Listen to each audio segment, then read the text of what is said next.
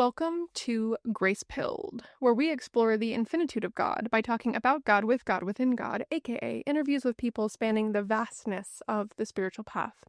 My name is Hanna, and I will be your guide. I've been studying and practicing in a classical Shakta tantric tradition since 2015, and I just love exploring all of the ways that God wakes up within her own dream. For the last few years, I've been working professionally as a guide, doing one-on-one work and also giving talks and courses. If you ever want to chat with me, you can book a call with me on my website or join my Patreon, which is my massive library of talks that I've given over the years. If you want to support the podcast, I now have a $5 tier that you can just use as a tip jar for the show, and I would love your support. Today, Monica is back, my co-teacher for Run Towards the Hard Shit, which is our conflict course, which starts on June 4th, so soon. And this course is going to be 4 sessions that are going to help you to realize something very important, which is that conflict is not something to avoid. It's actually the secret to the life that you have always wanted. And if you don't quite get that, that is your sign to sign up. Okay, now let's talk about the episode. What happens when everything goes wrong? Not metaphorically, but physically, viscerally, unavoidably wrong.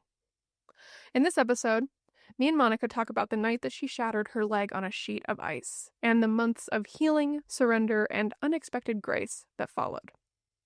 But this isn't just a story about a medical emergency. It's about what it means to truly need help, what it feels like to slow down when our culture demands speed, what communal care actually looks like. Not the fantasy of the village that many of us pine to return to, but the messy, beautiful, real thing, what the village will actually be like when we're finally there, okay? We talk chronic illness, advocating for yourself in a broken healthcare system, receiving love when you're used to giving it, and the weird, tender tension of being both grossed out and grateful at the same time. Now, this conversation is funny, it's raw, it's demure, okay?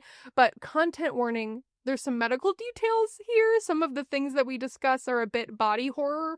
And so if you're not into that, just don't listen to this episode or fast forward as soon as you hear us talking about it. But if you've ever felt like your body or your life has betrayed you, or wondered how to keep showing up for others and yourself in the wake of everything you're dealing with, this episode is for you. I hope you enjoy it. Wow, wow, wee wah. Here we go. Welcome. Welcome. So here we are today. I'm going to interrogate you about your broken leg today.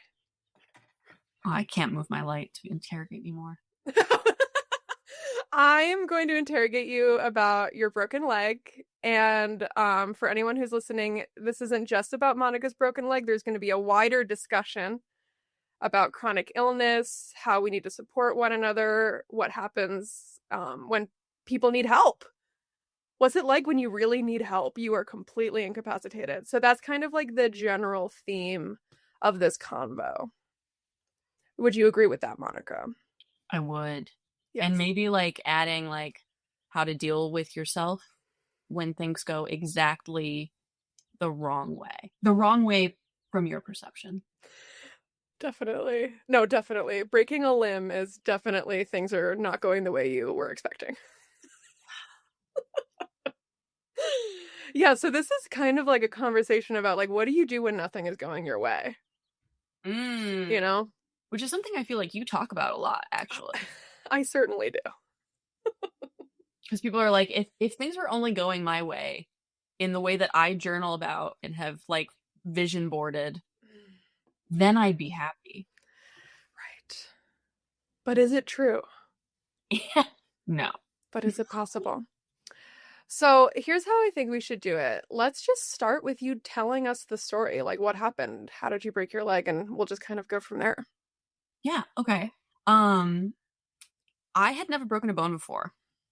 And part of the reason that I wanted to like have this conversation is because I think I also am someone who has chronic illness and like diagnosed sort of. I have Hashimoto's.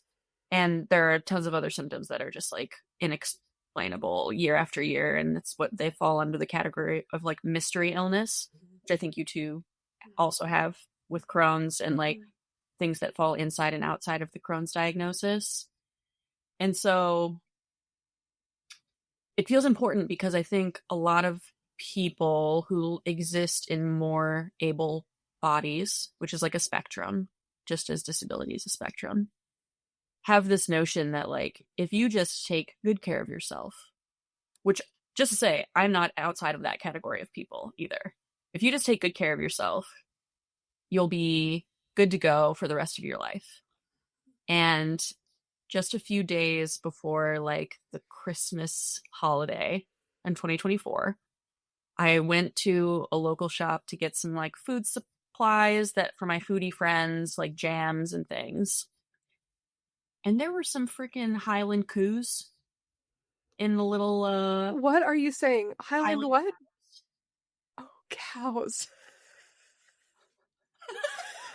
There's some cows outside of the food market. This is what you're saying. There are cows outside of the food market. So Okay, that's got in it. the Christmas area. And oh, wait, they came in for Christmas? well, it's like a dairy, like the place I'm Oh, got it. I just brought the cows in. brought in some cows. No, they're like, well, I guess you don't really like see the cows otherwise, you know, so they've created this like ambiance thing. It's Cute. nighttime, it's snowing. The parking lot is a sheet of ice. And so I put my freshly purchased jams in my car. And my partner was like, do you want to go look at the cows? And I was like, hell yeah, I want to go look at the cows. Ironically, we had actually been at this place a few days prior. And I'd already checked out the cows. And one of them had like a little cough and it was so cute. So I was like already stoked. I was like, let's go spend more time with the cows. And I think I got maybe 2 car lengths away before I just slipped. I've fallen on ice so many times and like no injury. But how I fell made me slide off of the parking lot and into the grass and then back into the parking lot. And it was just like a chaotic thing. And all of a sudden I heard a sound that I was like, oh my God, I broke my leg. You heard a sound? I heard it. I didn't, I mean, I felt it because like the literal stability. So I broke my tibia and shattered my fibula, which is like one of the trickiest bones to heal. And it wasn't like a fracture. It was like the bones were no longer attached. Like they're split in half? They were split in half. I'm recording a content warning for the introduction. I'm so glad. Like, literally medical warning. And I will be as fearful as I can, but like it was like pretty like no, be honest. I'll just let people know. We're talking about broken bones. I'm gonna be as careful as I can. My next statement is my leg was dangling from itself.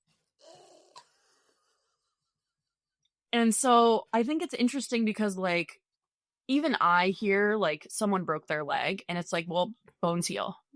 And it's like they do for most people. I'm actually really lucky to be surrounded by like community of healers, craniosacral therapists, fascia experts. My partner's an acupuncturist.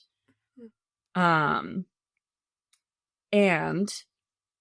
I literally was like, I must have osteoporosis or something. Like, how could my leg break so easily? I think I remember feeling confused when you told me. I was like, how does a young chicken in her 30s break her leg like that? Like, are we in an... And I like... That's like a geriatric issue. That was my thought. And no, maybe that's my ignorance. No, I mean, I learned a lot, you know? And you using the word geriatric is so apropos for this story too. Like, I mean, I move a lot, I walk a lot, I hike, I quote unquote have done all the right things, you know? Someone recently was like, oh, if only you had like exercised in this way, your muscles would probably be stronger and your leg wouldn't have broken. And it's like, no, I like rebound, I like do all of the things. Mm-hmm. But seriously, I was like, my bones must be Swiss cheese for them to break like this. Went to the hospital. I found out I'm one of the lucky few who like doesn't respond to opioids in a pain management way. So yeah, super fun. So finding out how to get me out of pain took 3 days after I had surgery to put a rod through my tibia, which means they like hollow out the bone and put a rod through it, a plate on the outside of my ankle, and then various screws and nails to keep those things fixated. It's the second time I've been under anesthesia, though there was time was like briefly for wisdom teeth extraction, because everything I ever deal with medically is always just a little more complicated. That's that channel of struggle, dude. Yeah, which maybe said to people before, but like I have a channel of struggle in my human design chart. I'm a projector, a splenic projector. And so surgery also was like, I mean, we could go on and on. I ended up at a hospital that's a geriatric hospital. Wait, really? Yeah, it's like a place in the city, you know, like you hear about it all the time, but I didn't know that was like their specialty. People go there to birth their babies, you know? Oh, I got it. But so their ER is a geriatric ER. So as someone in my 30s, I was like low on the list of getting into surgery for other people who were also slipping on ice and like fracturing their hips and femurs and tibia and fibula. Ugh. So I waited 3 days for surgery. Then when I had the surgery, the hardware they had set aside to put in my leg, they put on a sheet of paper that turns a different color if it's contaminated. And it was contaminated when they went to do the surgery. I don't know if I was like, let's say, ready to go yet with incisions and things. Mm-hmm. But I was under anesthesia for 3 hours longer than they had planned initially because they had to like re-sanitize and get backup. And my surgeon was like, yeah, my residents learned a lesson today that they always need backup gear instead. Like you always have a second and third backup. But they didn't tell me any of that happened until I was being discharged on day 5. He was like, oh, by the way, if it comes up, you were under for 3 hours longer than you were meant to. And like my friends and family that were waiting for me to get out of surgery were like, her leg's amputated. There had been complications. They told us it was going to be 4 hours. It's been 7. I think it was like 7.5 before I was like back in my room and they had were like, everything's good to go for her. So, and then like further complications. When I went under, I actually thought I'd be walking within a few days. But when I was in surgery, they discovered that my ankle was actually broken along with my tibia. So it meant that I had a external fixation, which is the plate, which means that you can't walk for at least 8 weeks. Hopefully. Wait, so am I hearing you say that you went into this ordeal thinking that it would be a better outcome, and then it ended up being like a way worse outcome? Yeah. I woke up and they were like, yeah, so your ankle was broken and you're going to have to. And not only that, normally it's like you have a broken leg, but you'll be on crutches and moving around because things are like fixed. Instead, they were like, and you're going to be on bed rest for 6 weeks. Oh, minimum. Okay, wait a minute. May I? Okay, may I ask how what was happening for you throughout all of this? Like, what were you going through in your mind and in your heart? I felt kind of numb mentally. I think when I experience crisis like this, I have been in states of being where I make it worse by freaking out. And I felt like I've had so many crazy experiences with the medical system already that I was really focused on advocating for myself. Like they did the surgery in a different way so that I could have a better chance at not having chronic knee pain for the rest of my life. Because they were like, the guy who does the surgery this is what he does every single day. Mm. So he wasn't coming at it from like oh, you are a yoga instructor and a somatic coach and you use your body for your job on a daily basis. And I was like, I can't not kneel on my knees ever again. And he was like, well, that's going to be probably the case. And so I really had to, while laying with I mean, we could go into details about the hospital experience where they're like out of supplies to splint my leg, low on staff. So my partner had to help the ER doctor splint my leg. What the fuck? Really? I didn't know about that. Yeah. Whoa. And they like were out of wood splints, so I had to have slow setting plaster harden. Which isn't if you're listening to this and you're like a healthcare practitioner, this isn't like the craziest thing that you experience on a daily basis. But for me, yeah.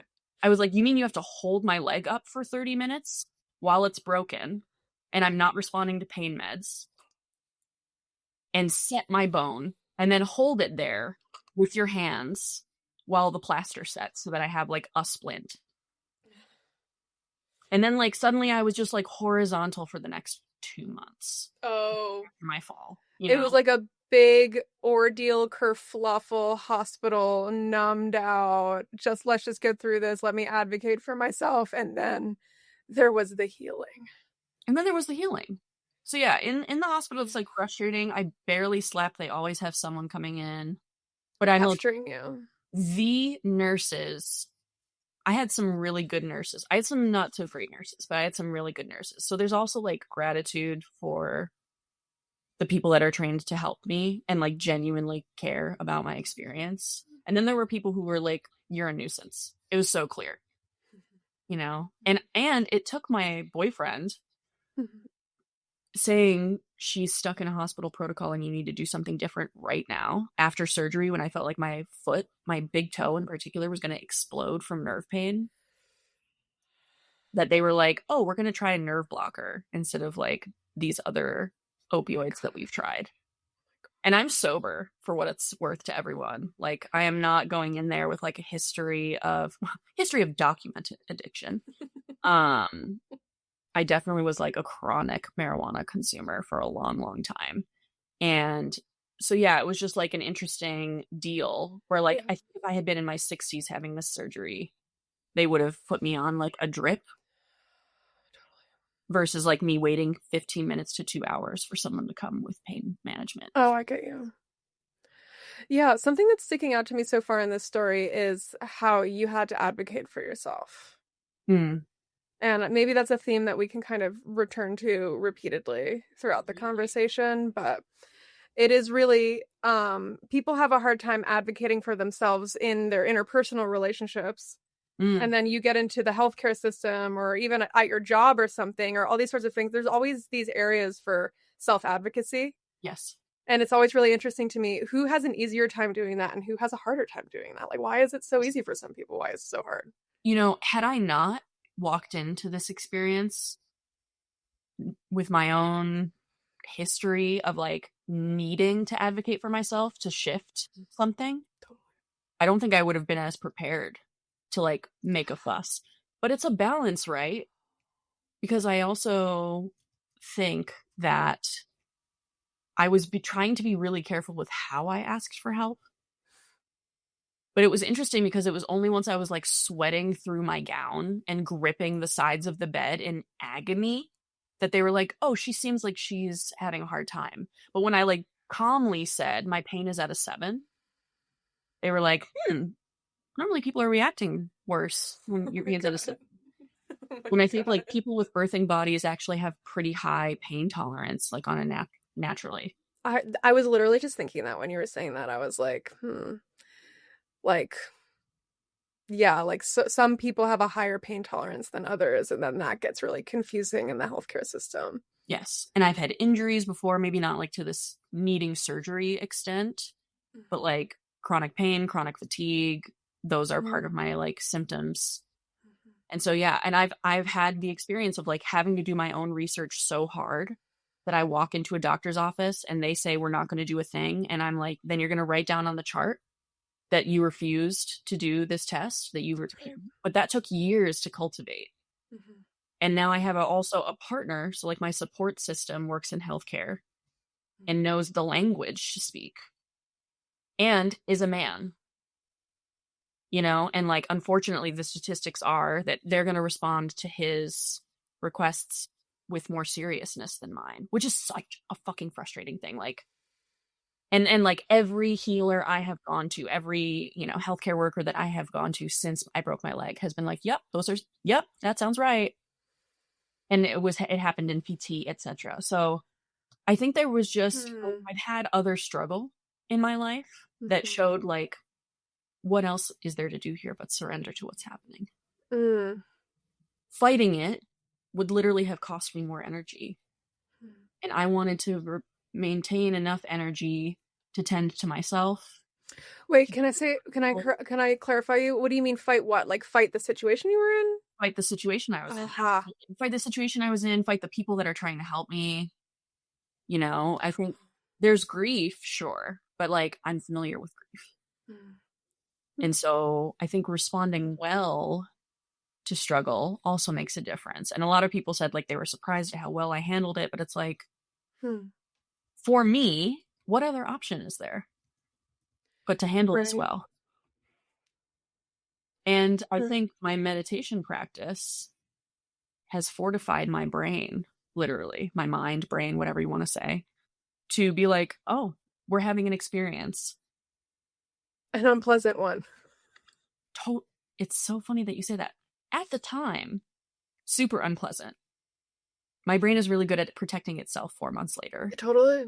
Right, which we're at now. I hit 4 months a week ago. And if I could go back to early January, let's say, I mean, there's so much that I could say. If I went back to early January, I would say, this is a special time. Which seems insane because I could like not sleep. I had to sleep on my back. This is a special time. Waking up in excruciating pain, needing someone to help me move my leg. So I had to like have someone with me all the time as someone who loves being alone. Loves it. Yummy. Gobble up that alone time. And suddenly I had to be like with people every single fucking day and moment for like 2 months. Right, but you're saying you're looking back on it and you're like, oh, that was a special time. It was a special time. And what I mean by that is I got to move so slow. Sometimes I think hyper independence, which I am definitely, and like a learned behavior for sure. I'll just do it myself. I'll do it better than other people. So why even ask for help? They're not going to do it on my timeline. I could help myself and it could take 10 days. But if I ask for someone else's help and it took 10 days, for some reason I have a story about it. You know what I mean? And so it gave me so much opportunity to be helped and loved and cared for and have people really selflessly show up for me. And then also like some of the most meaningful people in my life also did things where I was like, why are you doing it like that? And we have these like tiny bickering conflicts that actually helped me grow closer to the people in my life. And I got to see who really, when they say like, I'm here for you no matter what, they're here for me no matter what. And then also be surprised by like, oh, other people are totally absent right now. Right. Oh, taking stock. Not in like a weird way, but just noticing.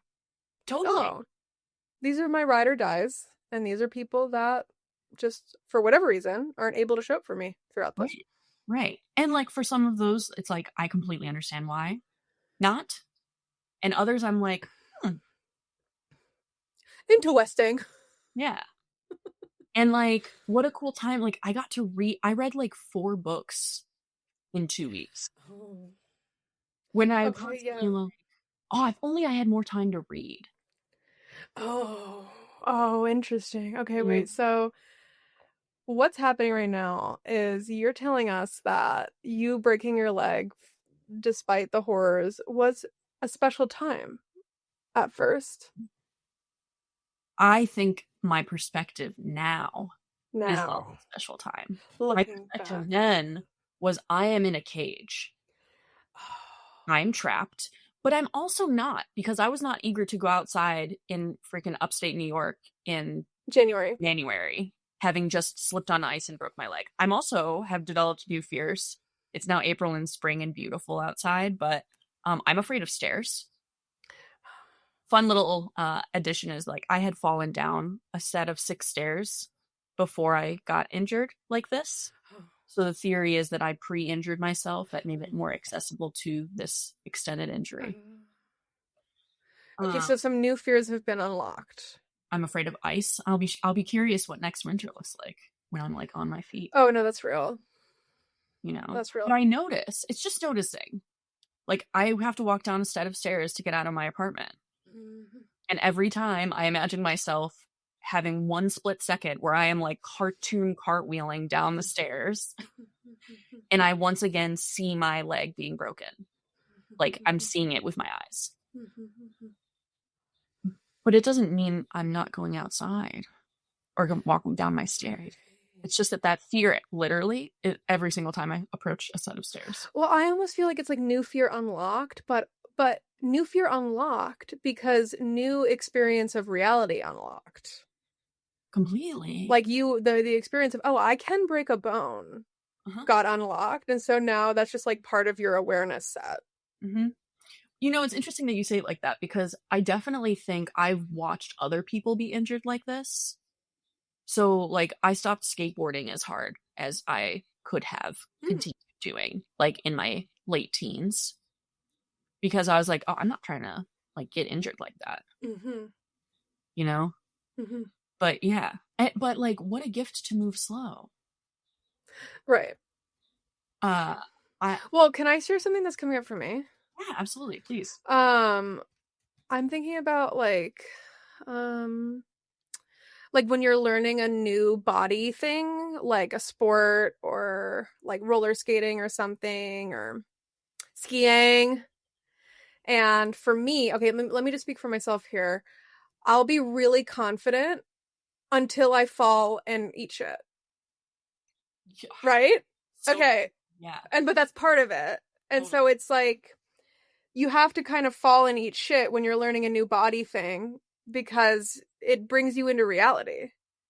Yes. But you also have to learn how to pick yourself up again and keep going. Yes. But so I didn't do that alone. Yeah. No, totally. No, 100%. You know? And I think that is like the gift of community and mentorship.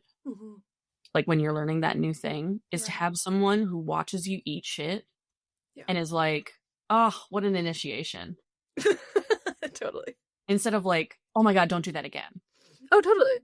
You know, they're like, yeah, that happens when you don't turn your leg like this and you're coming down the mountain, etc. Exactly. And it's interesting because when people break their bones like I did skiing, everyone's like, oh, that makes sense.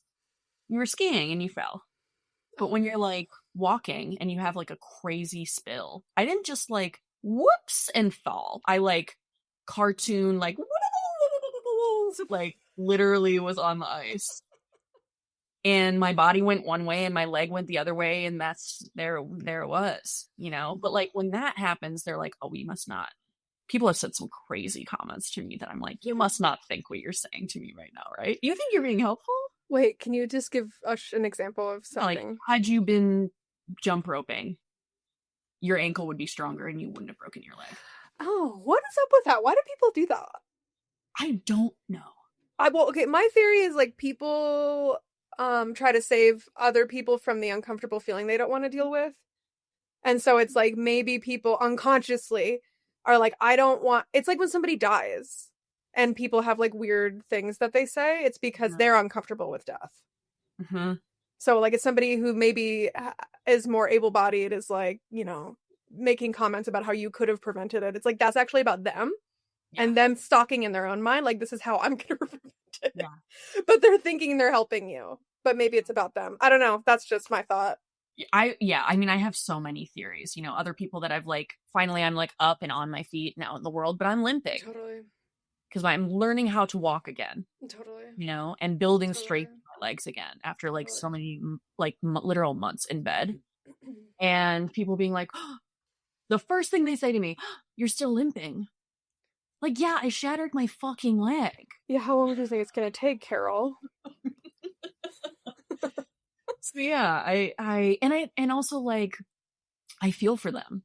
But the thing is, like, the common person injures themselves and professional athletes injure themselves, and like the body is fragile. And so I don't know that there's actually a way to prevent it. And I've had so many moments where I'm like, if only I hadn't gone and I say coup because it's how the Scottish people say cow. So I'm it was sorry like a for Highland food. coup? They're staging a coup in the Highlands? And they're all cows. The cow coup. The cow coup. Oh my god. But had I not gone and like wanted to go see the cows, I just would have thrown my shit in my car and driven away. But like, God, I know. and That then like, timeline.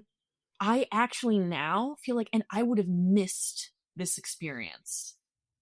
Not like The special?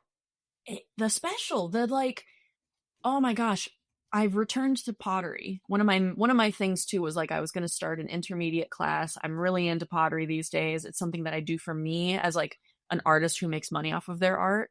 I think having creative practices that are just for you. And I say as like my Capricorn stellium is going to be like, and someday I'm going to sell pottery, but for now for now, it's just like a beautiful thing that's like there's no screens. The community is like, at least my community is like really kind. We're all like celebrating each other's skills and trading secrets. And suddenly I had to miss that class that I was like so looking forward to because I had my broken leg. I mean, I could go on and on. I already have like a between Christmas and New Year's Eve birthday. Yeah, so it's already getting kicked down. And I was like finally gonna go like do a thing, and I had someone who was like excited to bring me to go do a thing, and then he like surprised me and was like, this is what we were gonna do, and I was like, that's literally so considerate. And it was like, he was like, we're gonna go to Philly, and I was like, what the hell is in Philly? Like, I'm like a nature girly. Like, shouldn't we go like sit in a hot spring or like go for a hike, or like that's kind of what I want to do on my birthday. But he had heard months prior that I wanted to like get tattooed by this person who was in Philly, and he was gonna like pay for this like ornate tattoo and had like booked it in August for my December birthday. So another thing to just like that I was like sitting with was like me being like, why the fuck are we going to Philly, you idiot? Clearly you don't know me at all. Wait, but this was before you broke your leg? So we didn't get to go because I broke my leg, but he like revealed on my birthday like what was gonna happen. And I was like, that's literally so thoughtful. And you like heard me randomly on a day and remembered it, and but here I was being like a bitch about it. Yeah. Okay. All right. I have a curiosity that's semi-related to this. Great. What was it? Okay. In the broken leg era, the 2 months. Let's call it the 2 months after the incident. Okay. What was it like for you to receive so much care as somebody who does tend to do everything on your own? What was that like for you? I gotta go. How was it? Hard. It was hard. What was hard about it? But like, I think I learned a lot. I learned a lot about myself in ways that are good and ugly. You know, and like ugly, I'm using, you know, if you haven't learned already by this point in the podcast that I use humor to deflect. Let's say it explicitly. Yeah. You're being honest and humorous. Yeah. Okay, let's start with the ugly. What was ugly? I'm so particular. So wildly particular. I want my food in that bowl because that's what I eat this type of food in. And then when you wash the dishes, the bowl goes on this shelf, on this part of the shelf. Oh, interesting. And it's not like that was always what I said out loud. And first, the people who were helping me that might be listening to this, they're like, yeah, it was. But I really, like, I felt like I really had to let go of, like, how I wanted things to be. Did you not even know how I don't want to say attached, but let's just fucking say it. How attached you were to things being a certain way in the kitchen until this experience, or was that something you kind of knew about yourself? I kind of knew it. But you know what, like, there's like these confronting experiences you have where you're like, oh, I really needed to be that way. Yeah. I like things being organized. I like things being clean. One of the things that I learned is I value hygiene in a way I could not have known until I needed to wait for a bath bench to arrive at my house for me to be able to like bathe. I remember in the early days, you texted me about this and you were like, I didn't know how much I cared about my feet being clean Yeah. until now. Oh my gosh, I had this another, like, if you're weirded out by stuff, maybe fast forward. No, it's okay. We're going to do content warning at the beginning. I couldn't wash the broken leg until my sutures were out and the incisions were healed, which was literally a month. And so the first time I could put my leg underwater, I was like, oh my God, this is the best thing ever. And I went to put my leg, after scrubbing the crap out of it, into my boot, and this like white substance came up, and I was like, oh, this must be soap. No, it's not soap. It was my foot skin. It's not soap. And I had to spend like 10 minutes. Like you naturally slough off the skin. Shut up with the word slough. Don't even say that word. No, you gotta you take off your clothes, and that's why we wash our clothes. I hate that word. Uh Okay, anywho, wow. So you had to like really sit with forced grossness. oh God. Forced I grossness. do my own laundry. Uh-huh. You know, my first bath was like, thank you, Mom, for being naked. Like, she wasn't naked. I was naked. But also, like, you know, I already lost my dad. So, like, my mom will eventually die. And I will remember the day that she was taking, like, a quart container of water and massaging my head because I couldn't totally, like, figure out how to wash my own hair yet. Yeah. Mm-hmm. And then the experience of like regaining independence, but also like these special moments with my mom and my best friend and my partner and people like you who like showed up in a real way from afar too, you know? So maybe the not so ugly thing I learned is like, I am a communal person, and like my connections, I knew I was like, my friends are my family type of person for sure. Like once you're in the inner circle. But there's new discernment too about that inner circle, you know? And I don't know if like the bathing thing is like, it's like an ugly but not. But yeah, like hygiene is so cool. Being able to like wash yourself with soap. Wash yourself. Yes. Well, something that's interesting, I'm hearing you say, I learned a lot about myself. I learned that I'm a communal person, but you also said before maybe you had to kind of go through the ring of fire of like, I'm around people too much at the same time because you were just like around people so much. I'm glad you bring this up because one of the things I kept thinking about was, you know, we all like romanticize this, like, well, if only we've moved away from the village. We've moved away from the village, and so that's why we're all suffering now. Oh, that one, yeah. But the village might put your bowls back at a different place in your kitchen. Are you cool with that?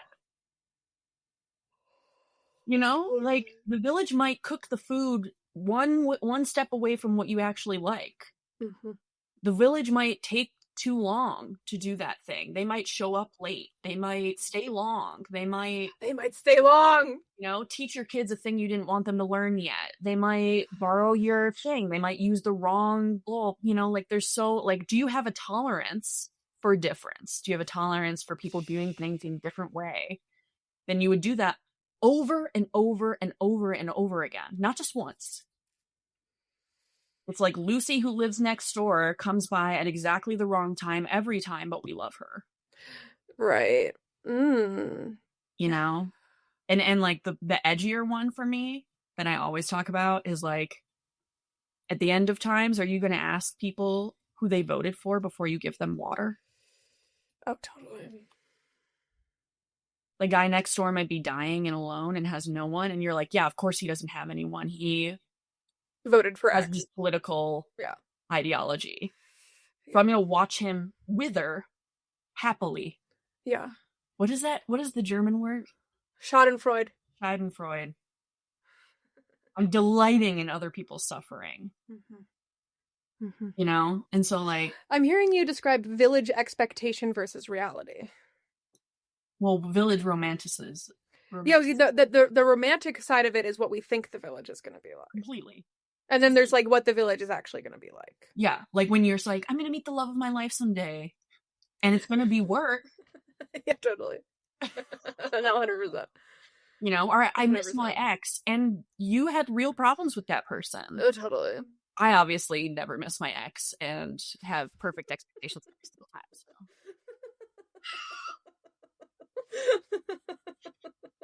So that's a y'all problem, but yeah. So I think like I had to learn a lot about what does community really mean, and I think about this too when I left Naropa. Where we both went to college. We both went to college. That's where we met, which is like one of the gifts of Naropa gave me was Hanna, for sure. Yeah, it was basically you and like Ramon Parrish, and those are mine too as well. Too funny. But I remember actually I was sitting in Ramon's class. I think I was like environmental justice or something, and we were sitting outside, and it was like the seniors are graduating, and he asked everyone what you learned, and it's like it's a school with like everyone's pretty much working toward the same vision for the world, I would say, but you have like different ways of getting there. Most people want everyone to have water. Most people want everyone to be sheltered. Most people want to teach or like have more compassion and tolerance, fun and play. Like the same basic desires. Yeah, the outcome is very, very similar. Outcome is similar. The path to getting there, we would nitpick the fuck out of each other over those. And someone would say something in class and it would spread through this tiny little school and you'd like judge them. And because they don't have the perfect plan to get to the outcome that we all want. No, and you have to be perfect. And if you're not perfect, we're going to punish you. Ugh. You know? And it's like, oh, this is a school teaching compassion on an academic level. Interesting. We have like a practice day every semester where we sit and like generate love and compassion, but like we're totally bickering in a way that's like very unloving and very judgmental and ostracizing. So I left there and told Ramon, I learned in this that I don't have to like everyone, but I do have to love them. And that, I think, is an ideology I took into this like broken leg, people taking care of me situation. I don't have to like what they're doing. They're here. They're making sure I have meals. Straight up TMI, people are dumping out my pee cup because I can't get to the bathroom. That's love. Straight up. That's care. Patrick, my partner, if you're listening, thank you for the gallons of pee that you dumped out for me. Patrick, thank you so much for your service. Oh my god. That's the pee caddy. I'm gonna get him a shirt that says that. Pee caddy. Pee caddy daddy. Oh my god. It's like a golf caddy, but it's like a mason jar full of piss. Yes. Okay, anyway, that's disgusting. Content warning. Wow. I don't have to like everyone, but I do have to love them. Love them. What if somebody heard that, what hang up do you think they would have with that? What hang up do you have with that? I'm hung up on the word love. What's what that? do you mean? Well, I was just thinking, it's like, I know what you're saying, but sometimes I think about what other people are going to think about things because that's just the way my brain works. Great. And I'm like, love, what does love mean? Basic appreciation, respect for their existence. Yeah, because love is a pretty loaded word. I don't know. What do you think?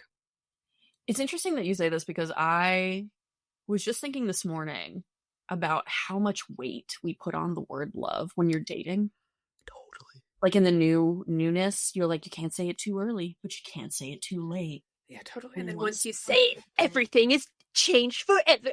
And you're unified completely. I love you. No, totally. No, it's like literally like shifting into a new reality. It's like once you tell them you love them, it's like a whole new situation. Right. But you're not allowed to love people unless you stay with them forever. Oh shit, I forgot about that rule. Apparently. You know, which is like, that's my rub.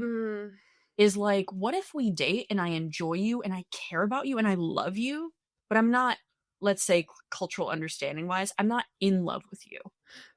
But I love you. But you can't say I love you because it's going to be confusing because it means I'm in love with you. Right. But Hanna, I love you, but I'm not in love with you, but I am. That's okay. You know what I mean? Just a little bit. Yeah, like on a platonic "you're amazing and I'd be with you forever" way. Like, if shit doesn't work out with Patrick, shit doesn't work out with Jay, we can just link up and For sure. But it be would be the best spinsters reality together. ever where we're like, go get what you need elsewhere, but I will do the dishes. That's right. That's right. And I'll put your bowl exactly where you want it to go. Yes. And I'll clean it in exactly the way, and I won't eat out of it, but I will clean it perfectly. Yes. You know what I mean? Like, Yeah. One of my things too is just like, I have so much pottery, and people are like putting my pottery in the microwave. And I'm like, oh, totally. That's funny. So there's like tiny things. But so love for me is like care, it's consideration, it's like I'm invested in your well-being. And like love, I hate to sound like a fucking hippie. I don't really hate it, sorry. But love is really important and it's kind of missing. And we I think withhold it for specific people. And it's like love is this thing you have to earn. Which is kind of like why a lot of us are fucked up. Because we think we have to earn love instead of just like it inherently being something we offer to people. Yeah. Yeah, but this is where I'm hung up. I'm like, what are other words for love aside from love here? Because I'm almost hearing like, okay, love is really important. It's something that's missing. It's something that we all could benefit from. But it's like, what is this love? Is it like treating people with respect and curiosity? Yes. Openness? Yes. What's another word that I'm looking for? Not forgiveness, but like flexibility. Mm-hmm. I don't know. Like, what are like that's because the whole reason why we got to this point in the conversation is because we're talking about village expectation versus reality. And village reality is I don't have to like you, but I do have to love you in order for the village to like be something that is good and also tolerable. Right? And so it's like I don't have to like you, but I do have to love you. I do have to offer you the benefit of the doubt. Maybe I do have to offer you respect and compassion, understanding, without losing myself, right? Yeah, not unboundaried. Yeah, totally.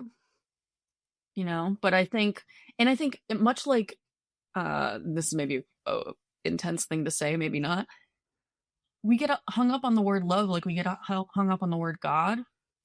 That's a good analogy. Yeah. You know, it's kind of indescribable. Yes. You know, I grew up in Honolulu and the island of Oahu, and we have aloha. Yeah. Aloha has 50 different definitions. Oh, yeah. Okay, here's what I'm thinking. Yeah, I think I get hung up on the word love just because I have my own storied history related to love. But several months ago, my boyfriend and I were talking and we're raising his daughter together. And my boyfriend like said something really random. He was like, "Have you ever told do I want to use their name? His child. Jolie. Have you ever told my child that you love her?" And I was like, "No."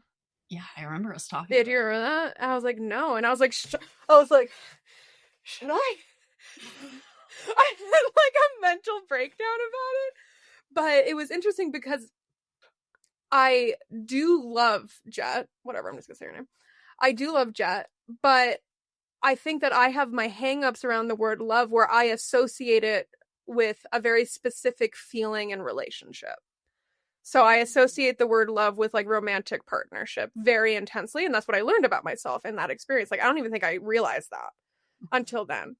But then when I started to think about it, I was like, I also have childhood trauma around like smothering and shit. And so I think maybe I've been a little cool with her sometimes because I don't want to do the shit that my mom did to me to her. But I'm learning. And so I started thinking about it and I was like, oh, okay, I do love Jet because this is just the random example that's coming up. It's like if anything bad were to happen to her, I would literally go to the end of the earth to justify the situation for her or like to advocate for her. Or like, you know, like if she ever got in trouble, I'd be there in a second. I would like drop everything. And in the context of like, I don't need to like you, but I do need to love you. I don't mean that we need to like drop everything for other people constantly, but like for me, it's like, what is this feeling of love that we're talking about? It's like, it's that underlying feeling of like, I'm here for you no matter what. Mm-hmm. I got your back. Mm-hmm. Here's what you need. And then if I'm at my limit, obviously I can say that, but you know, that's the stuff that comes up for me when I think about how we're defining this word. That's great. And I think I remember, I hope this is okay to share, but I remember when we were talking about this, what was cool to me about what you had to say was like, you were concerned, like, does she want to hear that from you? Oh, yeah, I forgot about that. You know, like it was actually like a consent thing because of your experience. Oh, I remember that. Yeah, I remember. I was like, she needs to consent to me telling her that I love her. But it's because I felt so violated by the love of my own mother. And so it's like I didn't want to violate her. I was associating love with violation with a child. But I didn't even know that until this shit came up. Anyhow, Yeah. we don't need to get off track here. But No, I think it's important. I think like this is the thing, because one of the things that you said too, you know, you would go to the ends of the earth for your stepdaughter. mm-hmm. But like the village has families. And when you don't have a family, there's likely a family that you do have. That might not be like your biological relation, but there are people that would go to the ends of the earth for you. And then how do you care for the curmudgeon at the end of town who has no one, actually? I'm glad you're bringing this up. Why? Because I wanted to talk about like these systems of care and being good to one another and showing up and individual capacity to show up for one another and these sorts of things. Yeah. I was pulling up a quote from a course I'm taking called I'm Glad You Interrupted. I'm in like the second session of it, but it's all about like communication skills. And our motto is we care for ourselves and others no matter what they say, do, or think. And again, not unboundary. We're literally talking about how to have good boundaries and stay in connection with people even when we're different, even when we're hurt, even when we've been harmed by this exact person. I'm not advocating for you to stay in abusive situations, but I you know, have abuse in my world, and I'm just now 33 years in,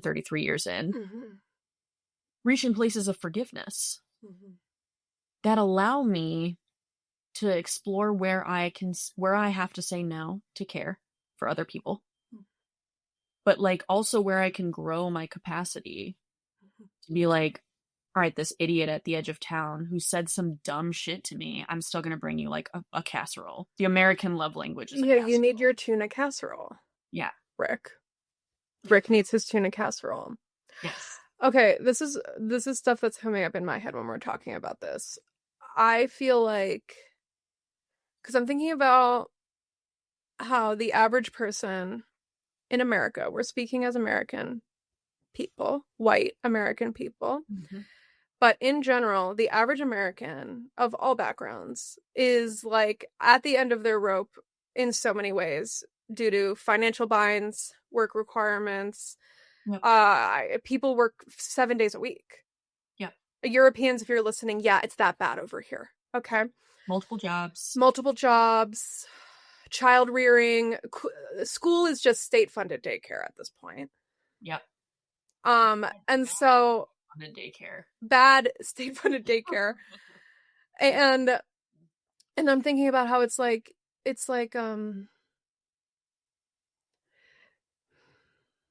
when you have a flu, okay, this is going to sound so random, but I'm going to get to the point. When you have the flu or you're really, really sick, you become naturally self-centered.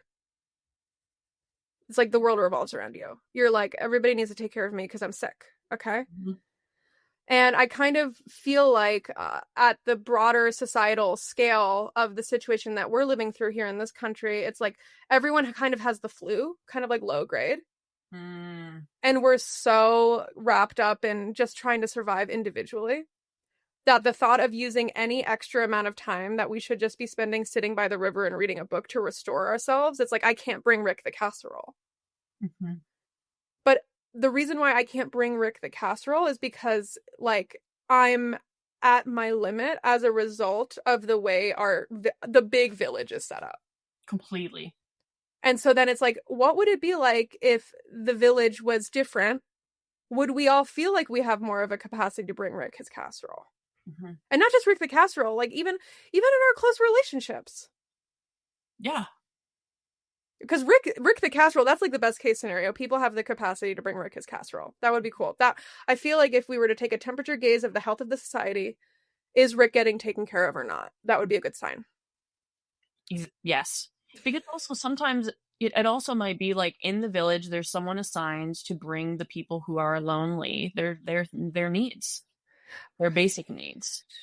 Right. So you know that Kathy is going to bring Rick the casserole. Right. Because she also loves cooking casseroles. Right. She's been like assigned the thing based on her skill set. Yeah. You know, and we're grateful, and then we take care of Kathy. Right, and then we take care of Kathy. So someone else does it. Yes. And it's like this thing, but right now, to your point, we're like, nah, I can just like DoorDash that. Because I'm so tired. But then you're in debt because you're using Klarna to pay off your Chipotle. Right. In 4 payments. Yeah. And the person who's delivering the DoorDash is like, they're DoorDashing after they taught your children all day. Exactly. And they're defaulting on the loan for their car. Yes. So that they can afford daycare for their kid that they never see because they have to work. Yeah, I don't know for any Europeans that are listening, but it costs like $2,000 a month to send your kid to daycare in the United States. Yes. Yeah. I don't know why I'm ragging on the Europeans during this conversation. You're like, I think I'm a little bitter. You know, reality fucking, they're like, we know. It's obvious. Yeah, we're not even visiting your country anymore. It's like dangerous to visit the United States. Yeah. But you know, you make me think like there's like if you haven't read this book called Being Mortal, is all about how we take care of aging people. Oh, interesting. And cultures that your dad dies on the horse in the field at 98 years old, having done the same thing every day and living with your family. But how we put people into care. And sometimes they need that care that the family can't give because all the things we've just listed. Exactly. And then like this other category for me of like elderly aging people is like new moms. And something that happens to me too is like new moms. You have a new baby, people are bringing you the things for a month. But it's not like it stops being hard after 4 weeks. Oh, totally. I get that. So like are you still caring for people 6 months in, a year in, totally. 4 years in? You know, the floodgates of people offering to help me were like an avalanche that I literally was like, my refrigerator is full of food. So grateful. Oh, total. 8 weeks in? Yeah. Even a little different. People caring for me all the time were like, I can't keep coming over. I have a life. And like for like, yeah, you do. Totally. You know, but like now I have to figure out a different thing because I still can't stand. Totally. You know, and so like there's these limits that make me, even for myself, wonder like, how do I grow my capacity? No, and totally. I think there's this culture too around like people who are aware of that lasting need are seen as like overly sensitive or aware of the lasting need for what? For help. For help. Like someone who keeps their eyes on me for 90 days after I break my leg and has offered to help 17 times might be seen as like annoying. Oh. In a culture where like we don't know how to ask for help, we don't know how to accept help, hyper individualistic. Yeah. I was just thinking about how like the nuclear family has been like the kind of fucked up solution to the hyper individualism of our society, because we're kind of fed this narrative of like, oh, you just need to get married and have kids, and then you have your little unit, and then your unit is going to provide for you. Well, we were talking about this a little bit before the call, right? Oh yeah, totally. Because I think in order to be cared for, you have to treat people well. Oh, that's right. People showed up for me because I show up for other people. Yeah, totally. I don't show up for everyone. Right. But I show up for a lot of people. Even people that aren't like my super, super close friends. Yeah, totally. If someone needs, like, if we have a connection and you need like an ear or someone to watch your kids or whatever, like I tend to say yes. Yeah. And that's like emotional currency. I'm not doing it because someday I might break my leg and I'll need you to drop off. Oh, no, totally. Hurry. It's just your nature to be like that. I think I just... You've grown that nature. Yeah, I mean, I would say probably like if you asked my mom what I was like as a kid, I gave a shit about people. Yeah. You know, so I do think it's both. It's cultivated and it's inherent, but like my upbringing was like notice the people on the street who has a need that you can fulfill. But I also I will always remember I was at Subway with my dad and my brother and my mom, and my dad went out to the parking lot to help this guy that he saw was blind, like navigating the parking lot. And he walked up and was like, "Hey, can I help you?" And the guy was like, "Fuck you. Get the fuck away from me." Like, it's good that like my dad went to help. Yeah. Not everyone's gonna want your help. Yeah, right. It's better to at least try, though. That was like another opposite thing for me, was like, as a helper, let's say, do you have the wherewithal to like hear someone say, "I want the bowl on this shelf"? And you're like, I'm gonna do it that way. Instead, a lot of the folks in my world were like, "Oh, Monica, you're so fucking particular." Oh, and they're just gonna do it their way. Yeah. And then it became me being like, yeah, I'm particular and I'm asking too much of you, so I need to actually withhold my needs and my preferences and just accept the help that you're willing to offer me. Totally. Which in some ways is like, yeah, actually that is what you have to do. And then in other ways I'm like, I kind of have a problem with that. Like, can you grow your capacity to help in the way that somebody needs help? Oh, I mean, this is like a relational issue in general. I think a lot of conflict. Oh my God, conflict. Have you heard of conflict? A lot of conflict can come up because, yeah, like people are behaving in ways that they think the other person wants them to behave without ever asking them, how do you want me to behave? Like, just giving an example, like in a relationship, it's like a conflict starts growing because somebody is trying to help their partner to like find a job or get their life together because they have some helper wound that they haven't figured out yet, and then their partner gets annoyed by that because they feel emasculated, like if it's a traditional heteronormative relationship. And so it's like, he never asked you to help him, and now there's a conflict because you're doing things that nobody asked for. So some self-awareness there. And I'm hearing you say, like, wouldn't it be interesting if people who are helping in these situations actually tuned in to, oh, what does this person actually need, instead of me just kind of running on autopilot what I think they need. Tuned in is the word. Yeah. Attuned. Tuned. Yeah. I mean, I say that as someone who has literally tried to help their partner in ways that they did not want. Yeah. And it ruined the relationship. There are many things that ruined the relationship. Oh, no, I've been there too. But that is one of them for sure. And then me being frustrated that my help isn't being accepted or valued. Totally. You know? And it's like, yeah, girl. Yeah, they didn't ask for it. No, and like, it's like you're bringing them Chinese food when they want Mediterranean food. Yeah. It's not that fucking deep. Yeah, it's actually not. And like, what's the deal with you not being willing to ask for feedback? Totally. You know, like, what are you afraid of? And are you willing to be different? These are good questions for people to think about before signing up for our course, Run Towards the HARDSH. Yeah. Oh, I'm so excited. Well, I have a question about the chronic illness and the systems of care thing, and I'm hearing you say that, like, you know, I feel that I had this system of care at my disposal, so to speak, because I show up and people help me a lot. Okay, and that's what I kind of, this is you thinking about your life. But then, and I'm not trying to like disagree with you necessarily, I'm just kind of wondering, I'm like, okay, well, what about somebody with a lifelong disability? Yeah. Who's not able to show up for other people or something? Like, what do we do about that dynamic? Do you have any thoughts about that? That's the question we're saying too, is like, how do you love them? Yeah. How do you love people who you're getting nothing from? Totally. And how do you love them well Totally. to their specifications Totally. consistently long term? Totally. Yeah, the word transactional just came into my head. Mm-hmm. Like maybe divesting from transactional ways of being. I think there's a difference between reciprocity and transactional thinking.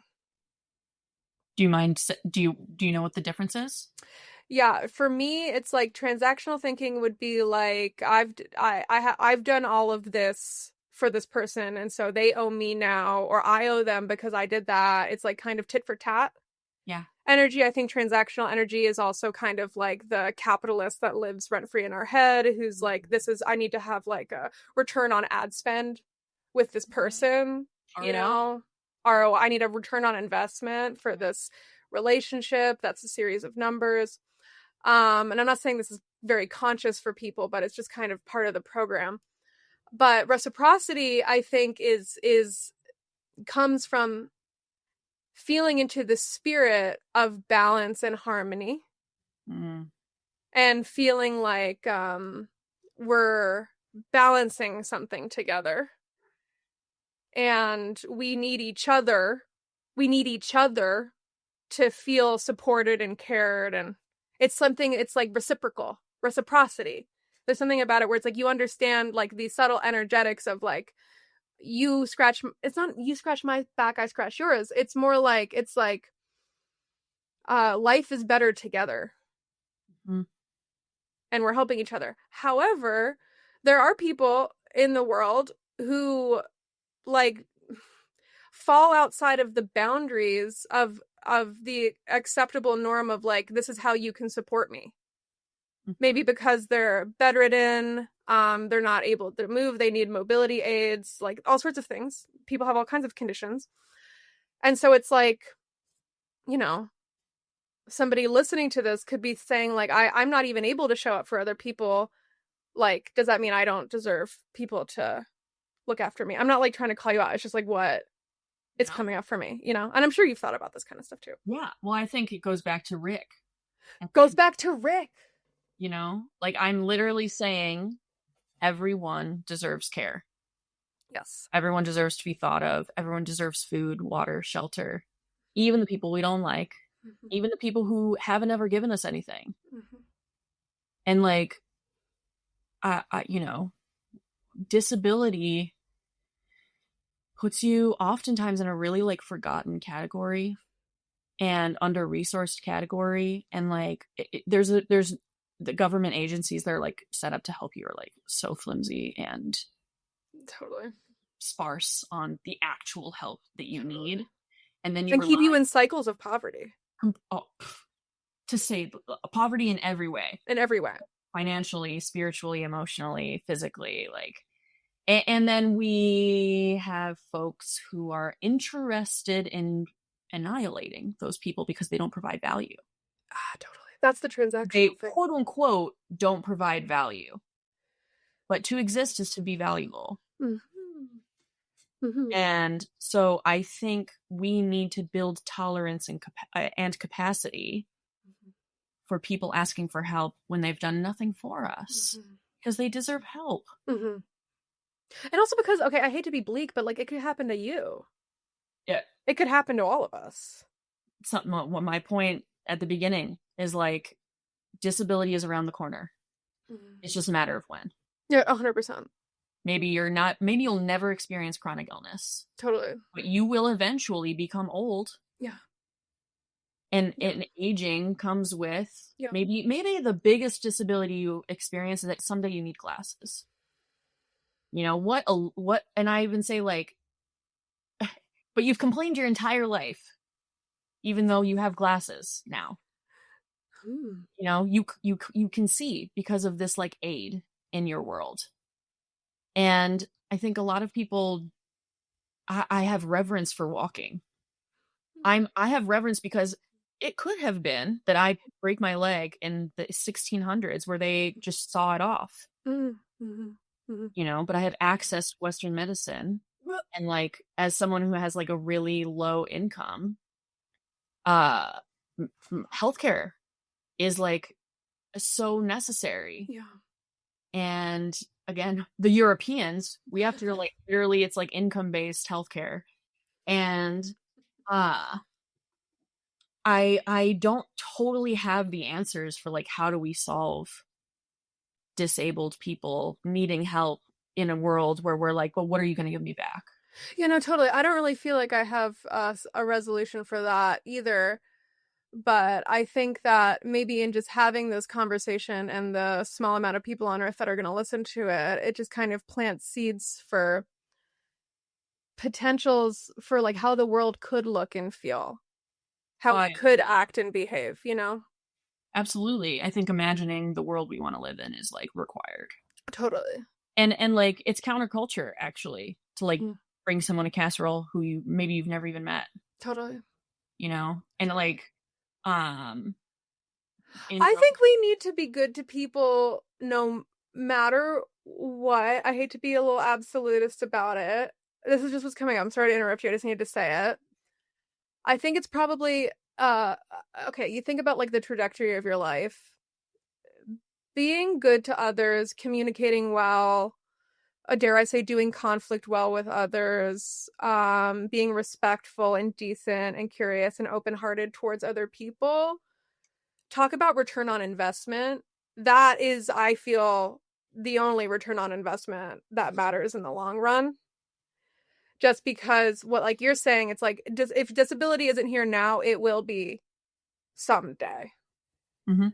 You're going to get old, you're going to get sick, you may get injured tomorrow. I don't want to freak anyone out, but like this is the realm of cause and effect. This is the realm of joy and sorrow. This is just what's happening. Mhm. And so being good to others is going to be a good return on investment no matter what. And what brings me to think about that right now is I'm thinking about my mother Mhm. who lives in a memory care facility. And before she lived in the memory care facility, she actually had a brief 5-day stint in a low income group home for elders. This is a whole story. And when I went through what I called my narcissism awakening in 2020, one of the realizations that I had was that I had spent the first 28 years of my life. How old am I? Yeah, the first 28 years of my life thinking that I needed to care for this person and show up for her and care for her. This is where the nuance comes in. But she got herself into a situation that she needed to live with the consequences of. And so one of my affirmations that I used to kind of get through that period of time was that my mother worked incredibly hard to get into the situation where she's in, where she's friendless and penniless and familyless. She worked hard for that. She worked really fucking hard for that. And I'm not saying that like everyone who's friendless and penniless has worked hard for that. I'm just talking about my mom. She worked hard for that. She worked hard for that. She pushed people away. She pushed their buttons. She was an alcoholic who ruined relationships by getting too drunk with people. She fucking worked for that. Mhm. She fucking worked for that. And so, in an alternate reality where I was raised by somebody who wasn't like the equivalent of an 11-year-old in a 70-year-old's body, like in an alternate reality where I was raised by somebody who's responsible, I probably would have enjoyed looking after her Mhm. and caring for her. But it's like, this is what I'm saying about it's like the return on investment for just like being a decent person. It's like someday you might need help navigating the elder care system. Are your kids going to be enthusiastically supportive of helping you or not? I don't know. I feel like this conversation is going like all over the place because on one level we're saying people deserve love no matter what, but then on another level I'm imagining a better reality and I'm like, well, if we just had like some emphasis on like being a decent person, maybe us all wanting to care for each other wouldn't be so fucking complicated. Mhm. It's complicated because people are shitty to each other. Yes. And Okay, that's the end like of my tirade. the ism is not like you deserve love no matter what, so don't give a shit about what you do, say, like there's no consequences, be whatever the fuck, because someone's still gonna make sure you eat, you know? But in your case, the most loving thing you could have done for your mom is she didn't end up in that facility because there was no one helping her figure out the best place to have her live. You know, you could have chosen, and in my opinion, as your friend, rightfully, her literally wandering around, you know, with like Yeah. no set place to go and Oh, like totally. She could have easily just been a homeless person walking the streets, and I could have yeah, made that happen. yeah. And you didn't, you know, and like there was a lot of effort behind her situation now. Mm-hmm. And I do think there's something to be said for like parents who expect their children to take care of them Mm-hmm. simply because they are the children, Mm-hmm. which is still kind of how you showed up, Mm-hmm. you know? My And like, conditioning showed up to that. yeah.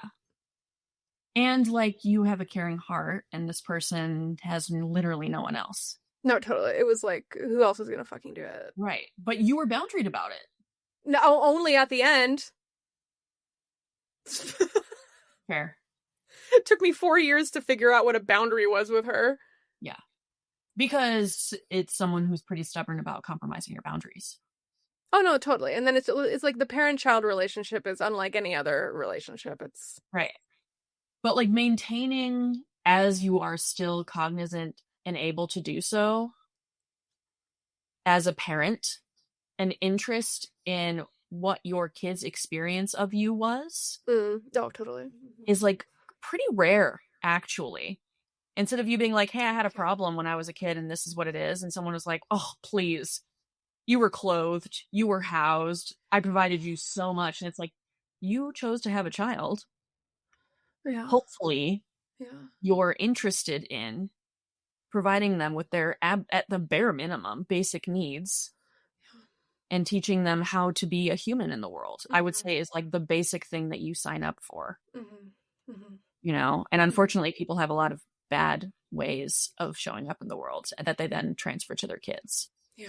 Like, are you, and I do think a lot of people are like this, what's your ROI with your kid? Mm-hmm. You know, are they good to you? Are they like a stand-up student? Like, are they doing everything that you want them to do? And that's why you love them. But like, what happens when your kid is like figuring it out No, and totally. isn't showing up how you want them to show up or how you taught them to show up? Mm-hmm.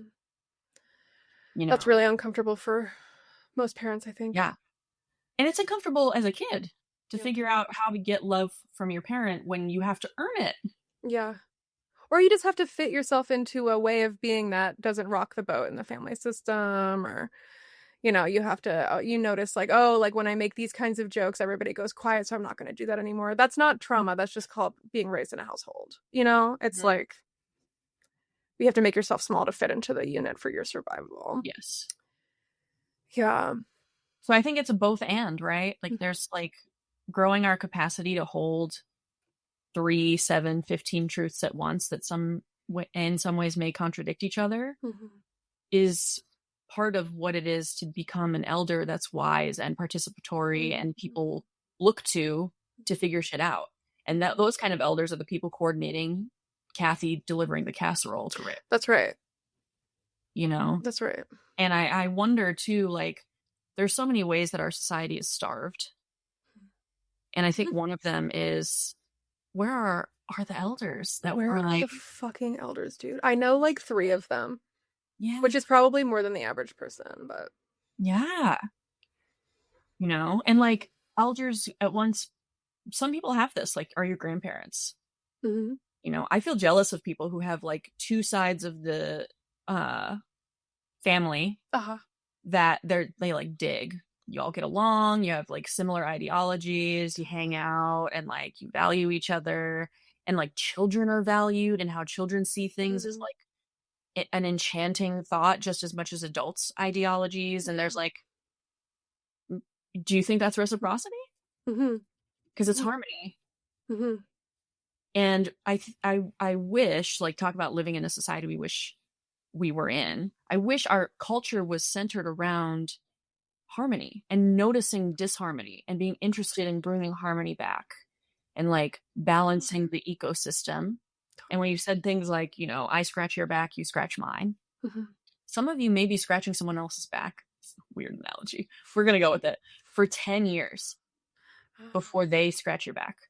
Oh, yeah. Or think about like marriages where someone is sick for decades, Mm-hmm. you know? And like, Oh, yeah, totally. And it's hard to support people in your life who are sick. Totally. You know, I'm not saying you're like a bad person if you have a hard time figuring out how to do that. Totally. But if you looked at it like, interesting that I've been dealt the cards to figure out how to deal with myself and this person and show up for them well. And it's exhausting. And how do you nourish yourself? And like not vilifying disabled people, and not vilifying your friends when they can't show up perfectly for you. And like, just if we had a culture of compassion and understanding, like there's so many things that I think just the framework would be different. The perspective could be different.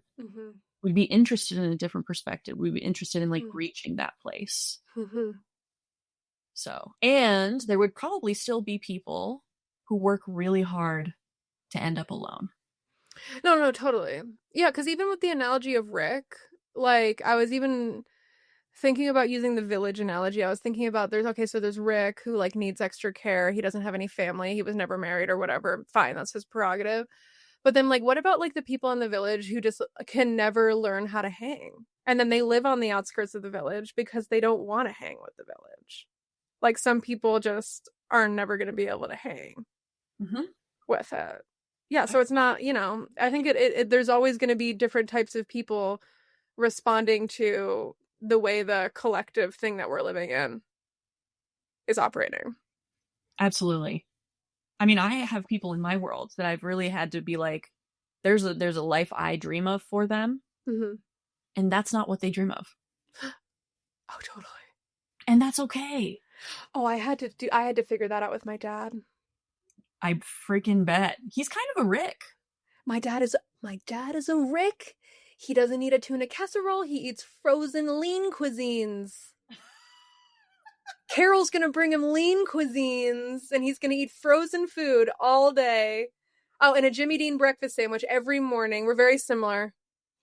We're very similar in the sense of human design. We're actually both 2/4 splenic projectors, and he just has the channel of struggle. He's similar to you, but you have that other tribal channel. Anyway, and so he also has closed taste like me. But anywho, I bring this up to say that me and my sister sometimes feel a little stressed about his Rickness. Because he has chosen a life where he lives alone in Vermont, away from family. Our cousin Lewis lives like 2 hours away, but Lewis isn't like gonna show up. And so he lives alone in Vermont, no family, just paints all day. Classic hermit.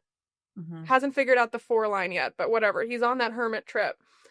And me and Sarah sometimes feel really depressed about his life. And we start imagining like he just needs like to go to Burlington and like connect with people, or like he needs to like make sure he knows his neighbors, and like it would be so much better if he lived in an assisted living community and there were people around and all these sorts of things. Like we're thinking about how good his life could be.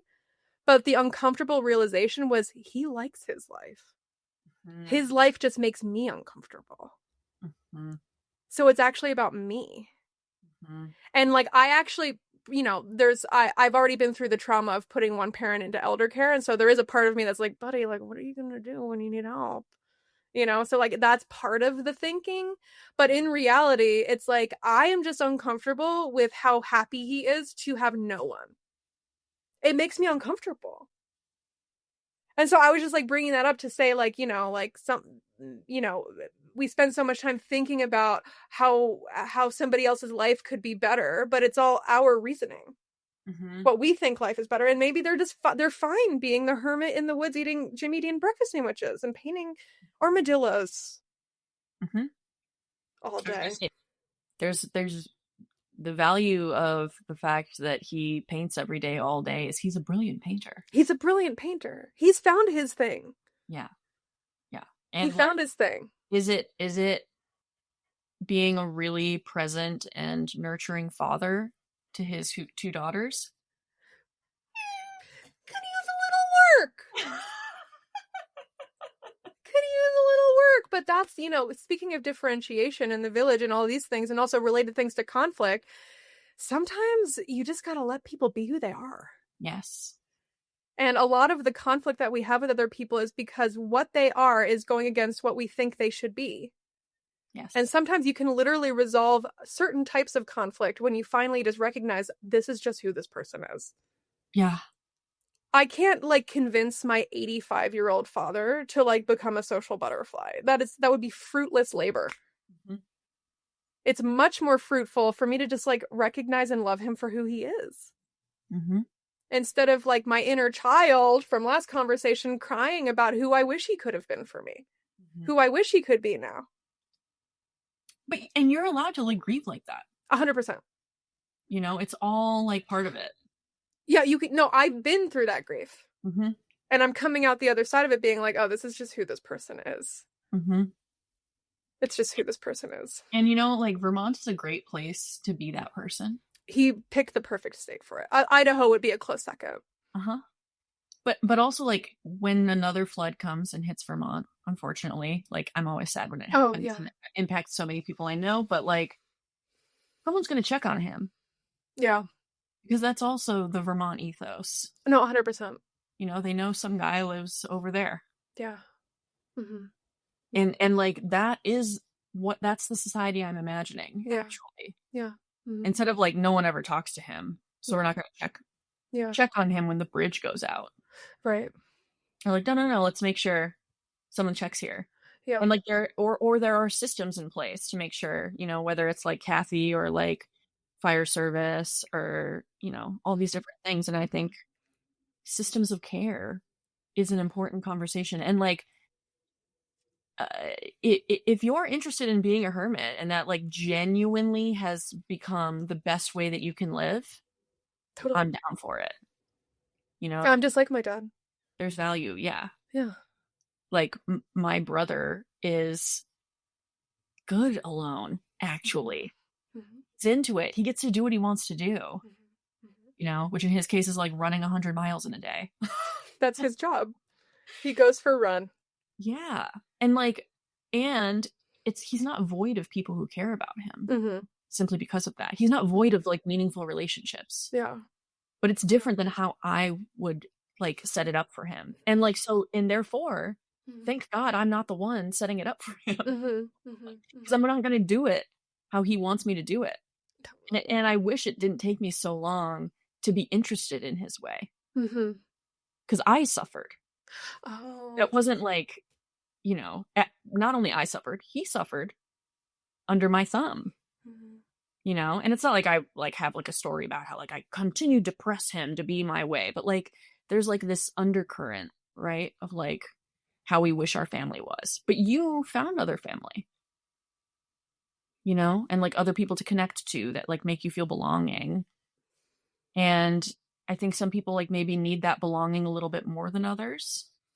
I also feel we're all mechanically different, even from a human design perspective. Yeah. And are the people on the outskirts still not part of the village? I don't think so. Yeah, totally. You're part of it. Totally. You're here. Totally. And much like the kids who come into the world and your parents have all these expectations of you, and it's you didn't really sign up for this. Mm-hmm. Mm-hmm. You brought me here. Totally. And so it's just these are interesting things to consider, because I do still want to encourage people to be interested in your impact on people. Mm-hmm. Your kids in particular, for sure, but your tertiary community, the people you're in romantic partnerships, life partnerships with, if you are not asking questions about how you're impacting people, I think you're really missing something. There's a really rich opportunity for you. And I say that as someone who sometimes I'm really afraid to ask the question to that person, 100%. Or enough harm has come where I'm not interested anymore. Mm-hmm. It's it's harming me to continue to try to be curious with someone who's not interested in answering. Yeah. Well, yeah, because relationship is it's relating, two things relating with each other. Mm-hmm.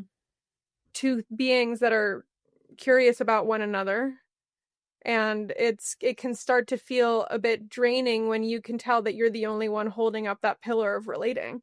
Mm-hmm. And even like conflict, it's like if somebody's not able to utilize the basic skills of conflict with you repeatedly, it's okay. Sometimes we fuck up. Totally. Oh my God. But like if you're noticing repeatedly this person's not able to use the basic skills of conflict with me, that might be a sign that this is just not the relationship for me to keep trying to put effort into. Mm-hmm. And like there's some, that with like a romantic partner who you have no other tie, like no kids with, easy to be like, this isn't the right relationship. Right. If you have kids together, it might be co-parenting. Or like because of like how I've digested my dad's death, I'm interested in maintaining a relationship with my mom. And so how do I accept her despite our differences? Because she was one of the people that was like concerned with showing up for me when I broke my leg. And she and I have different like frequencies sometimes. Like she is like golden retriever mom, ruined, big yapper. Oh my God, yapper. And she's so excited to spend time with me. Of course. Which is like so beautiful. And it's something I feel like when she's no longer around, I'm getting like, wow, I really didn't appreciate that as much as I could have. But it's because sometimes I need it to be really quiet to fuel back up for socializing. And in broken leg land, there was no fueling back up. I was depleted in so many on every level, and your body's trying to heal, and all of your energy is going to your leg. Oh my God, and like there's again the both and like I don't want to be too rigid to accept help and whatever help people are willing to offer. But it was really meaningful to me when people were interested in how I wanted them to show up. And it's exhausting. So like a rotation of people helping me was helpful, but even the rotation got exhausted. Totally. And then I still remember the first time I spent a night alone in my apartment after all that. And I was like, oh, thank God. It was so nice. And I like how I spent time was special. And I'll never forget who just showed up. I didn't even ask people to come to the hospital, and two of my friends showed up. They found me. Totally. Meaningful. Those are things that I'm going to like think about and cherish for a long time. But there's the two relationships where I am frequently asking, oh, how did that feel? Am I doing this okay? Is it okay when I say this thing? Like we have really strong connection because of our ability to check in in an honest way, which doesn't mean that they never hurt my feelings or they will never say anything that feels hard to hear or like sits with me. And sometimes they say things that sit with me that they were like, oh, I don't even really remember saying that. And I'm like, really? Because I review it every morning when I'm brushing my teeth. Like, but they're mirrors that I trust, actually. And so I do think finding people to be in right relationship with that you trust, that you're like, oh, they're saying a hard thing about me that I don't even necessarily agree with. Right. But 2 years into thinking about that comment, I'm like, yeah, I can totally be like that. Oh, totally. And I'm interested for myself in reducing the time it takes me to agree. Totally. Or see, maybe I don't agree, but like I see where they're coming from. Yeah, like let it be. Yeah. And it's like, yeah, okay, that was hard to hear this morning. And tonight, by that evening, I'm like, yeah. Based on where you're coming from, and how I said it, I'm interested in being different next time. Yeah, totally. Because you and this relationship matter to me. And I care about using the right words and like. Yeah, I feel like to do conflict well, we have to be brave enough to know that we're probably going to get our feelings hurt. You are going to get your feelings hurt. Like even in good like when we say good conflict, it's like productive conflict, fruitful conflict that leads to connection after disconnection, because that's the goal. You just want to get back to connection with someone. That's why you do conflict, so you can get back to connection. And in order to be brave enough to do conflict well, you have to know, like, I might get my feelings hurt in this conversation. Not because people are name calling or whatever, but because in order to do conflict well, people need to be honest with each other. Yes. Like my boyfriend, the reason why we do well with each other and that I love him for many reasons is because he's so honest. But sometimes he's so honest and I'm like, damn, I wish you weren't that honest.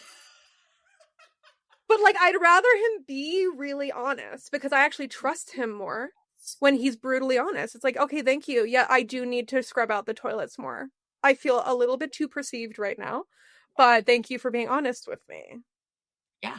You know, so you're gonna get your feelings hurt, but you have to kind of see, like, what's the bigger picture? What's the bigger outcome of being brave enough to get your feelings hurt? Is the overall thrust towards reconnection. Mm-hmm. Somebody needs to be honest with you because they're trying to help the relationship. They're trying to make it more harmonious with you. And sometimes you're going to get your feelings hurt. Yes. And yes, you are being perceived by other people. Yes. I'm sorry to break it to you guys. Like, there's all these memes online where it's like, I don't want to be perceived anymore. Sorry. You are perceived. Yes. Unless you're Rick. Unless you're Rick. Who is still perceived. But Carol leaves it on the porch. Yeah. But like, there's all these things. Carol leaves it on the porch and she's like, oh, he really needs to sweep this fucking. No, she can smell his house from the inside. Mm-hmm. Yeah, it's an interesting consideration. And like, something else I think that's valuable to mention is when we think we've really failed in a relationship, or like a relationship ends, or the healthiest thing for you is to be no contact with your family. 100%. You may then, because of that truly painful experience, loss, grief, like, ugh, things did not work out how I wanted them to.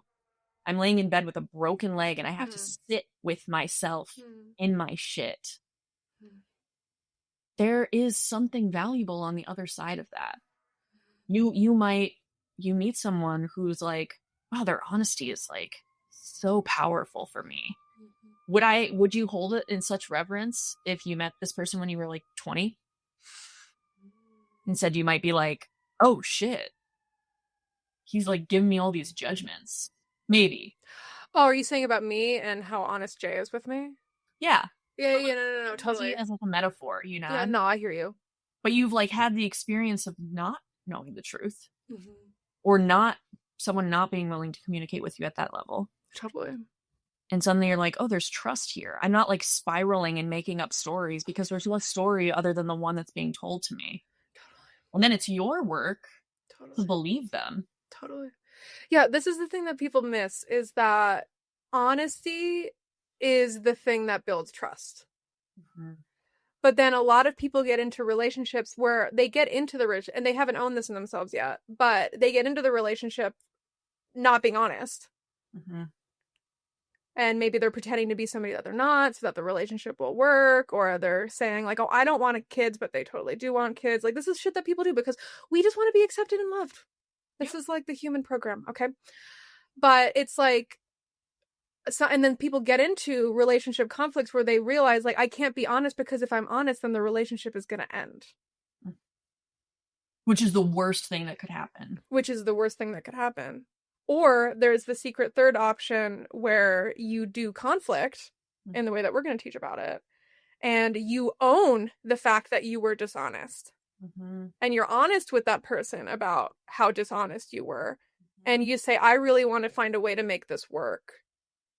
And you might be surprised to see how generous somebody could be with you if you were just vulnerably honest about how dishonest you were. Mm-hmm. That's the secret third option. Yeah.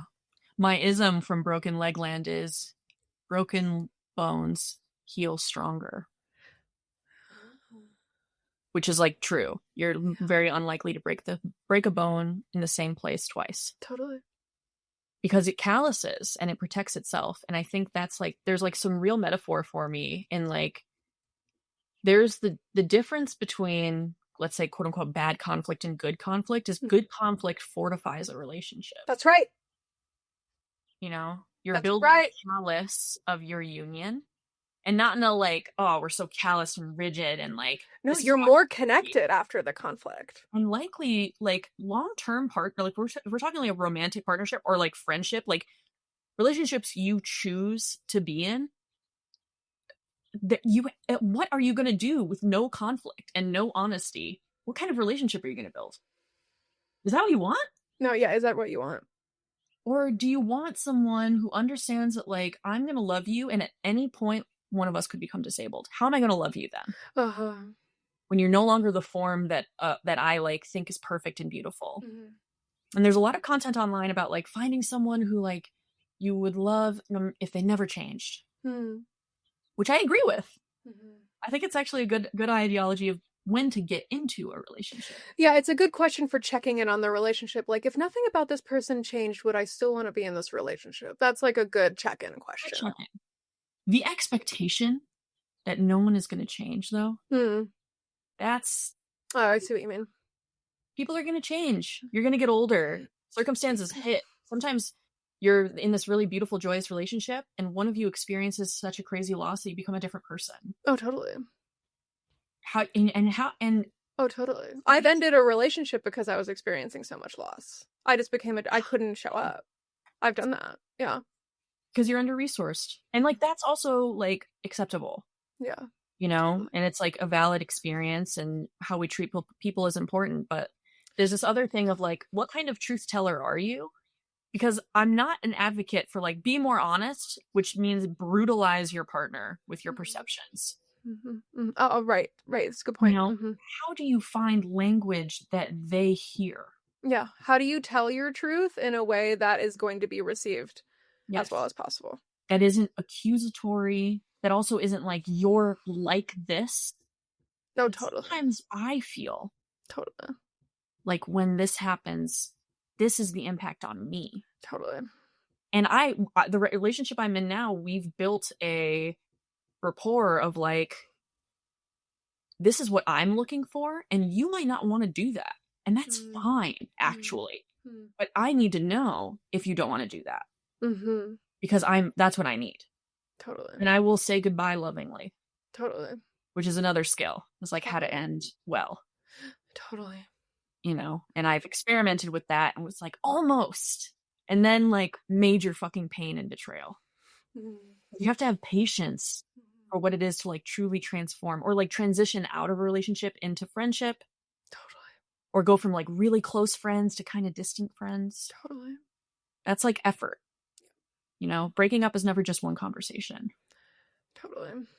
Oh, never. Oh my gosh. Well, we are at the end of our time here. And we kind of wrapped up this conversation actually touching on a lot of points that we're going to teach about in Run Towards the Hard Shit. And I don't want to spend a ton of time on this, but class starts June 4th. And it's 4 sessions. The first session, we're going to be looking at ourselves. Like, who are you in conflict? What's your history of conflict? Looking at yourself. Second session, we're looking at the other person. You're going to pick somebody that you're going to practice conflict with during this course. And it's going to be really interesting to see who you pick. And we're going to talk about all this stuff, okay? Second session, we're looking at the other person. Third session, we're looking at what happens in the actual hard conversation and how to be there. Last session, this is a super nutshell, but last session, we're talking about exactly what Monica just said, is that sometimes a breakup isn't just one conversation. A conflict is not just one conversation. What happens after the hard conversation is over? How many times do you have to return to it? What is the actual arc of conflict? Is it just one conversation and you're like patting your hands and it's over? Or is actually conflict a 6-month commitment?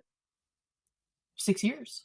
Well, how many unresolved conflicts are there in your marriage? Is it going to take you 6 years to fix it? Do you want to do that?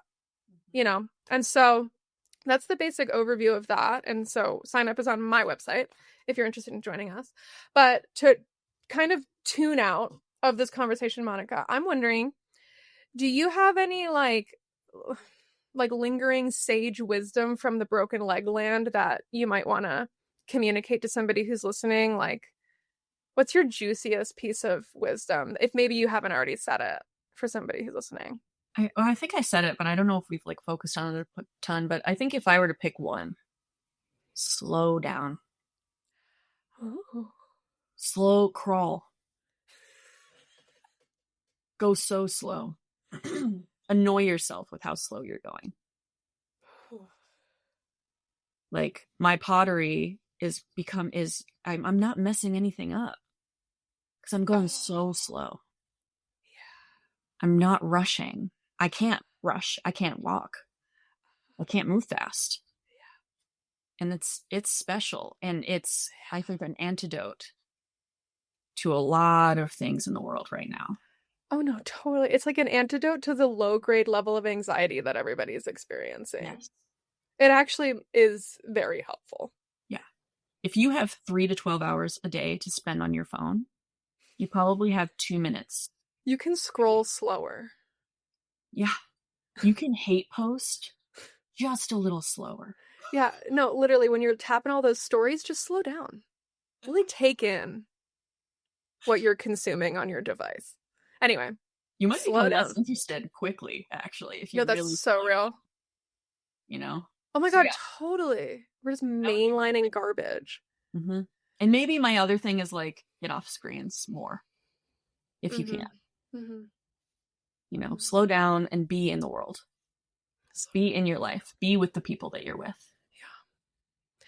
Yeah, just as my final note on the slow down piece, the ashram that I've been a part of for 10 years has been a wonderful pressure cooker of the wisdom of slowing down, because I cook dinner there every Thursday, but it's like a monastic environment, so it's like quiet. And so if I'm like moving too fast and like getting really in my head about all the stuff I'm doing, I'll like slam the door shut, I drop something, and then I realize like, oh shit, I'm moving way too fast, but it's like aggressive because it's so quiet. And so I'm just kind of like, oh shit, it's like uncomfortable. Like the outcome of me moving too fast. It's like really in my face. And so sometimes we're stressing ourselves out because we, for whatever reason, are running the I need to move quickly program. You don't have to run that program. No. You can opt out. You can press unsubscribe. Yeah. A friend of mine posted a story today that was a robin at their window that is in an argument with themselves in their reflection for 4 days, trying to like intimidate this bird that's them in the reflection. And she was like, so many of us are this for ourselves in our lives, the aggressor.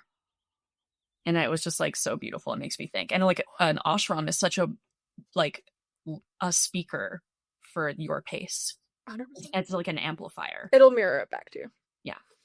But yeah, so that's my thing. And thank you so much for this conversation. It was really fun to share. Thanks for telling me. I learned new things. I was obviously in the digital trenches with you from afar, but yeah, I learned new things. Well, and I appreciate how you showed me care and love during that time. Oh, so thank you. And thank you for giving me the space to like tell more. And I'm excited to teach this class and talk about conflict. Is like one of my favorite things to discuss. Yeah, we're freaks. We love conflict. Yeah. And then sometimes I'm in it and I'm like, no, don't want to do. You know what, JK, I don't like this ride. But you're on it. So I don't like this ride. You gotta ride the ride. Yeah. You gotta ride the ride. So I'm gonna stop the recording now, and we will see you again soon, Monica. Great. Thanks, y'all. All right. Bye, everyone. Bye. All right, that's it for today. Thank you so much for listening. The information for the guest that I had on is down in the description. And if you loved this episode or have loved any episodes of Grace Pilled, could you share with a friend? That is the freest way to support me in this work. If you really love what I'm doing, just share it with a friend. That is the most phenomenal thing you could do for me. The second most phenomenal thing you could do for me is join our course, Run Towards the HARDSH. That's starting June 4th. There's still time to sign up. We're going to go through 4 stages of understanding conflict over the course of 4 sessions. Understanding yourself, your role, your conflict history, understanding the person you are in conflict with, understanding what happens in the actual conversation of the conflict, and then finally, what happens afterwards? How do we tend to a conflict after a discussion is over? Is it just a one discussion situation? And when is it not worth it to resolve conflict with people? So If you want to get better at doing conflict with people, which to me is the cutting edge of human evolution, you can join us for class. We start June 4th. And then other than that, you can catch me on my website, hannawilliams.com. You can check out my Patreon, which is my giant library of talks and courses that I've given over the years. And I guess if you're not interested in any of that, I'll see you next time.